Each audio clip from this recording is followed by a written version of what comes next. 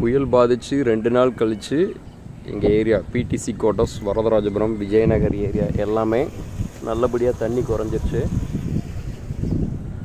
இந்த இடத்துல தண்ணி ஏறுனதுக்கு முக்கிய காரணம், இந்த இடம் தெரியுதுன்னு நினைக்கிறேன் உங்களுக்கு, இந்த இடத்துல இருந்த கரை உடஞ்சனால தான். அடையார் ரிவரோட கரை உடஞ்சனால இப்போது அந்த இடத்த ரீவொர்க் பண்ணிக்கிட்டு இருக்காங்க. ஸோ ஒரு நாள் 2 நாளைக்கு ஐ திங்க் ஒரு நாளைக்கு முன்னாடி வந்துட்டு மாப்பா பாண்டியன் அவர் நம்ம அமைச்சர் வந்திருந்தார். இங்கே தேவையான விஷயங்கள் எல்லாமே செஞ்சு கொடுக்கப்படும் சொல்லி உறுதியளிச்சிருக்காரு. ப்ளஸ் இந்த இடம் பார்த்துக்கிறீங்கன்னு நினைக்கிறேன்.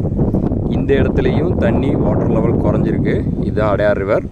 இதில் இருந்து விஜயநகரில் இருந்து போகக்கூடிய அனைத்து தண்ணியும் இந்த ஓட வழியாக தான் இந்த அடையார் ரிவரில் கலக்கும். இங்கே வர்ற தண்ணியோட வாட்டர் ஃப்ளோவும் இப்போ கம்மியாயிடுச்சு.